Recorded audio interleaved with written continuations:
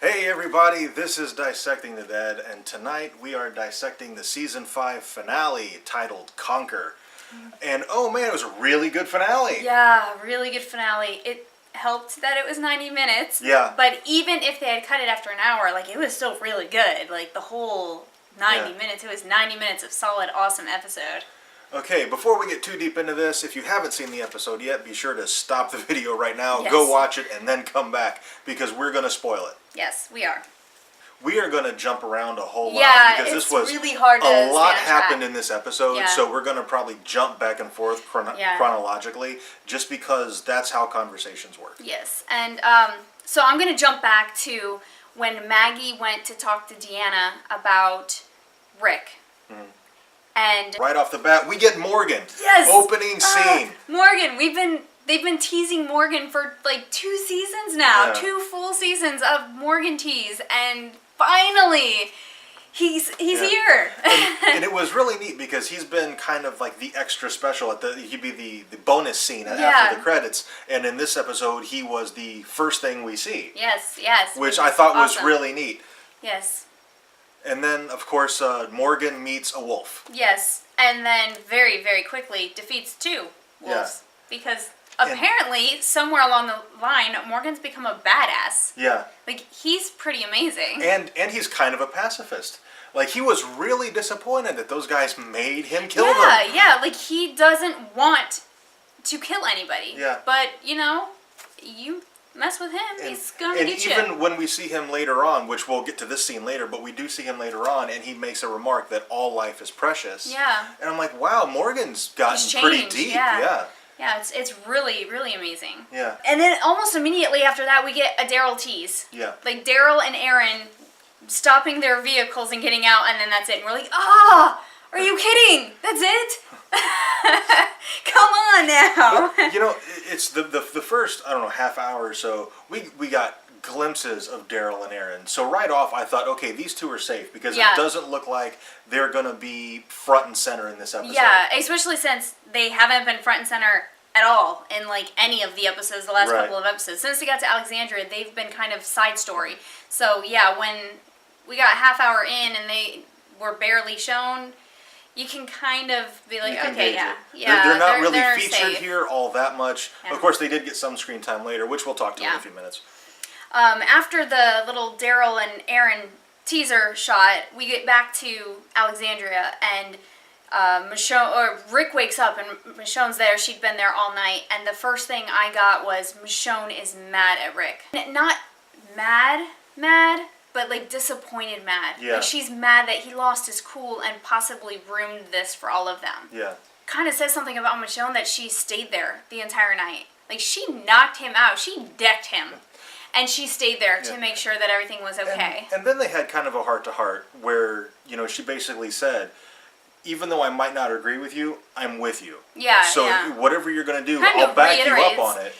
Yeah, I decked you, but I did it for your own good. yeah, I did it for your own good and our own good. Mm-hmm. You needed to be stopped at that moment. But then she kind of reassured him, like, if you decide that we have to take this place over, Yeah, I've I'm got still your with back. you. Yeah. So And I liked that. That was a really nice moment between Rick and Michonne. Yeah. They had some really great chemistry and moment there. It was just really, really good on-screen chemistry, not Michonne chemistry. I would really like to see a panel at a convention or on Talking Dead or something, Andrew Lincoln and Denai Guerrera at the same time, because they seem to have really good on-screen chemistry. Yeah. And I would like to see them do a panel together. Yeah, that would be really amazing. Yeah.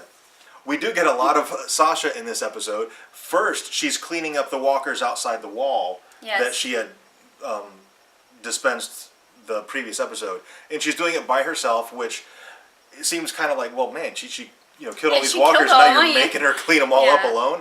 But it's Sasha's character. She probably said, no, I don't need any help. Let me do this. Or she probably just didn't ask for any help. She Right. didn't tell anybody she killed all these walkers. She didn't ask for any help. Yeah. And then we get kind of this interesting scene where she lays down in Well, the grave. first of all, she's burying the walkers. Yeah, she's not burying burning them. Yeah, them. she's not burning so them. she's kind of humanizing them a Yeah. little bit. A lot of the people, they just kill them and leave them where they lay, or burn them just to get rid of them and their stench. It's And affecting her in an emotional way, in a way that it doesn't necessarily affect anybody else on the show. Yeah, and it was kind of an interesting moment to kind of bring her back a little, but then she ends up laying down. She lays down with him, and her arms are spread a little bit, and it looks kind of like a Christ figure, kind of a thing. She's like, Christ on the cross, kind of a pose with the arms spread, which was an interesting visual. Yeah, it was a very interesting visual scene.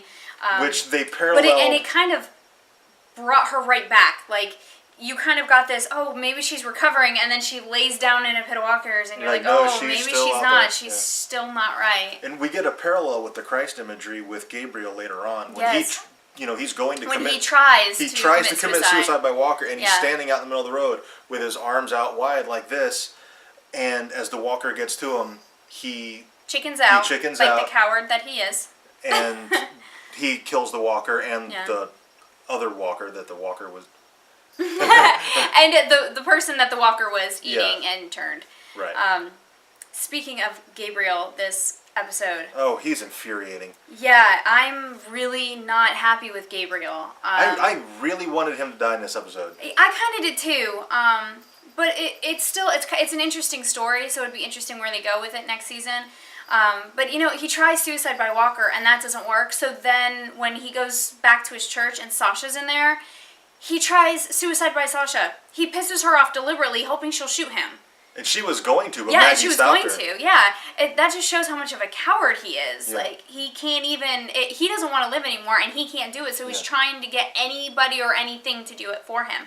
And in his depressed mind, he totally forgets to shut the door all the way, make sure it's locked, and all that. Yeah. And puts the entire community at risk. So, Gabriel wasn't really high on my good list today. So Sasha's in the church, and she asks Father Gabriel, "Can you help me?" And he looks at her, and just like he's disgusted, he says, "No."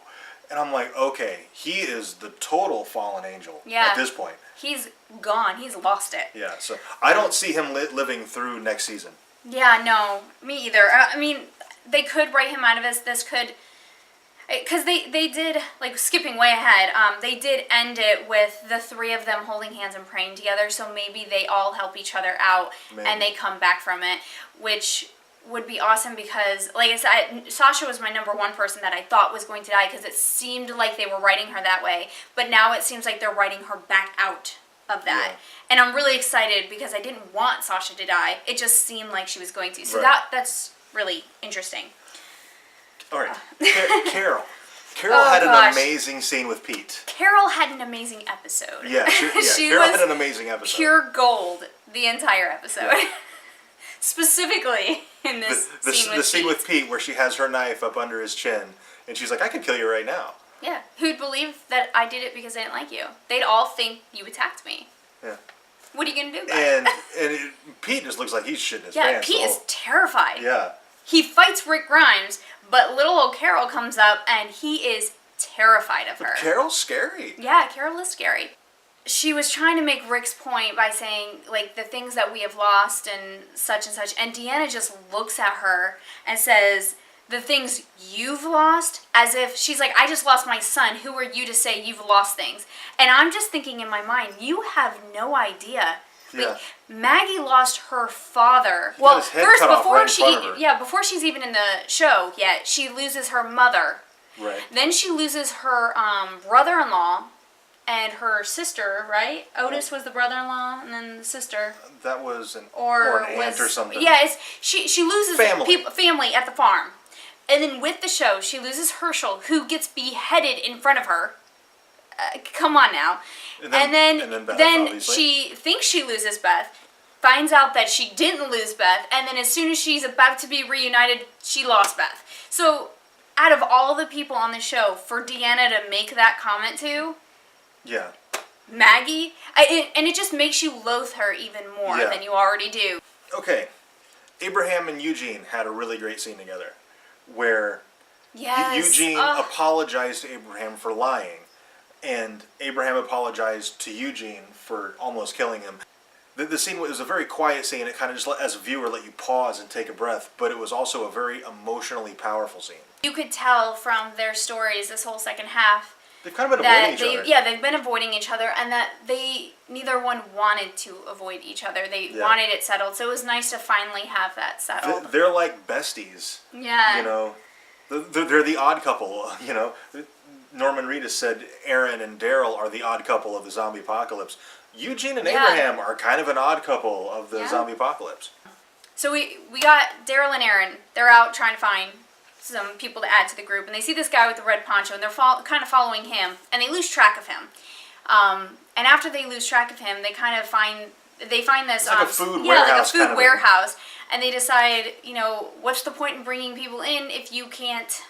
This is Aaron. Aaron's Aaron. We're gonna bring people in, but we gotta be able to feed them. We should check this place out. And Daryl wants to go find the guy in the poncho. He's like, we can always come back to it. Let's go find the guy in the poncho. But Daryl eventually acquiesces, and they go to check out the warehouse. And it's a trap. Of course, it's a trap. Yeah, it's a trap from the wolves. The wolves, and it's a genius trap. Yeah, it was a genius trap. And you almost get the sense that Daryl was a little apprehensive when they're up there. He's looking at all the boxcars. Yeah, when Aaron's getting the license plate. He's looking at all the trailers. When Aaron's getting the license plate, he's just kind of pacing like something's off. Mm-hmm. So I think he kind of sensed that something was wrong. And they didn't figure it out until they open it, and then all the walkers come out, and they end up stuck in the car, which was, oh my gosh, so tense. And as soon as they got in the car, I'm like, ooh, Morgan should save them. Yeah. That would be awesome. And then, of course, Morgan saves them. Yes. So. Morgan saves them, and not only does he save them, he saves them with a walking stick, which was fantastic. And that's where he says the bit about all life being precious. Yeah. And that's where you realize that Morgan's changed. Yeah. And it's, thank goodness, because he had lost his mind last time we had seen him. Yeah. The character that Morgan has changed into is exactly the person that Rick needs to see right now. Yes, Rick needs Morgan to kind of bring him back. Yeah. Because Rick's gone over the edge, and I think Morgan is probably the only person who could bring him back. Yeah. Daryl and Aaron offer to bring him into the community, and he's looking for Rick. He's going to Rick, and so he hands Daryl the map that Abraham had made, and Daryl sees that, and he's like, "Oh, wow, Rick you're looking for Rick. I'm with Rick. But you need to come with us." And I was like, "Oh, that's brilliant. That's really great." I really would have liked to seen the scene where. Yeah, Daryl where they realized all that, yeah. Because I imagine Morgan probably didn't believe them right away. Yeah. So I wanted to see that conversation. We aren't privy to it as the viewers, but obviously they had it, and eventually they talked Morgan into coming with them. One of the things that does happen as Daryl and Aaron escape is Aaron drops his backpack, and now the wolves have the photos of Alexandria. Yes, which sets it up for the wolves being the bad guy for next season, which we are not very happy about. Yeah, I really wanted them to resolve the wolf storyline this season. Me too. I wanted that to be done and over with, the attack to happen to be done and over with, but it didn't, so that means it's probably going to be the whole first half of next season, which is going to be a bit drug out for me. After Rick and Pete's fight, they take Pete away from his wife, and they put him in another house, in direct view of his wife's house. That just kind of goes to show how little Deanna knows about anything. Yeah. Because you don't put an abusive husband in view of his wife. Yeah. Who's kicked him out. Like his front door is total line of sight to her front door. Yeah, and that's a terrible idea. I don't know what she was thinking. And he sees her talking to Rick. Yeah, which of course is what sets him off at the end. And he, may as well skip to the end. Okay, so we'll just skip. So he crashes the tribunal, or whatever you want to call it, of Rick's trial, basically, with Michonne's sword. And Reg tries to intercept, tries to peacemake. He does his best, but he gets his throat cut. Yes. And I love how her son has died, but it takes an argument and an accidental death of her husband for her to finally say, kill him. Yeah. Which Rick does without hesitation. Yeah, without hesitation. It's what Rick had suggested in the beginning, and if she had just listened to him, I think that's what was going through Deanna's mind. Glenn and Nicholas finally have it out in the middle of the woods, and it is, well, first of all, Nicholas ambushes him and shoots him in the well, shoulder. Nicholas sets it up. Yeah. He deliberately sneaks out in a place that he knows Glenn's gonna see. And then, of course, Glenn follows him, and Nicholas has a gun, and he shoots Glenn in the shoulder. Yeah. The thing I'm a little concerned about is Glenn had to fight off Three walkers. It looked like three walkers. He was on his back, and one was on top of him, and then another one, and then another one. So we don't really know if Glenn got bit. I'm gonna think that if Glenn had gotten bit, he would have killed Nicholas. And the fact that he didn't kill Nicholas and helped him back to camp shows that he didn't get bit. That's my optimistic view of that scene, and cross fingers because Glenn can't die like that. So let's jump back to when Michonne and Rick are talking, and this is when Rick tells Michonne that they had actually sold 3 guns and they still have 2 of them. After she leaves, there's a dialogue of Bob kind of in the background where him and Rick were talking, and Rick says something along the lines of, "This is the world we live in," and Bob says, "No, it's not. This is a nightmare. You know, eventually nightmares end." I get the vibe that Rick still doesn't quite believe that. Yeah, not quite, but I think that plus Morgan is all of that's leading up to Rick coming back from this dangerous situation he's in right now. There was a teaser at the end of the episode after the credits. And Michonne's about to put her sword back up on the wall. And changes her mind. So the sword's back. Yes! Michonne's just not the same without a sword. Yeah. and that's also when the wolves have the pictures and they're looking at this community. When Michonne had put her sword back up, it was almost like she went, okay, the world is better now. And she thought the fight was over. And when she takes the sword back, she's like, no, the fight's not over. And she knows the fight is never going to be over. I think that's it for this time. Thank you so much for watching. Be sure to like, comment, and subscribe. Yes. What did you think about the episode? Tell us in the comments below. And remember, we do every Saturday a topic of the week. So in the comments, if you would please just write down a topic. It doesn't have to be Walking Dead related. It can be anything. Anything in the nerddom. Anything and any geekdom that you would like. And what we'll do is we'll look at all of them, see which one we think we can make the best video with, and that's the one we'll do. Yes. So please put that down in the comments. All right. We will see you tomorrow night with our predictions for Season 6. Yes.